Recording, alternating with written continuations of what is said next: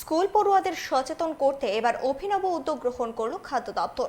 শুক্রবার খাদ্য দপ্তরের উদ্যোগে এবং বিদ্যালয় শিক্ষা দপ্তরের সহযোগিতায় অরুন্ধতিনগর উচ্চ মাধ্যমিক বিদ্যালয়ে কনজিউমার ক্লাবের উদ্বোধন হয়।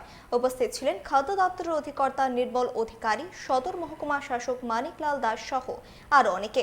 পড়ুয়াদের পাশাপাশি ভোক্তাদের দ্রব্যমূল্য নিয়ে সর্বদা সজাগ রাখতে এই উদ্যোগ নেওয়া হয়েছে বলে জানান অধিকর্তা। কনজিউমার ক্লাব উদ্বোধন করলাম অরুন্ধতিনগর হায়ার সেকেন্ডারি স্কুলে।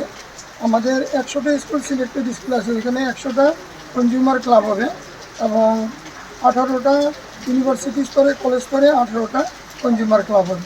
আপাতত এরকম একটা প্রোগ্রাম নেওয়া হয়েছে। মূলত স্টুডেন্টদের প্রথম আমরা সচেতন করব, তারা এলাকায় জনগণকে সচেতন করবে, গার্জিয়ানদেরকে সচেতন করবে।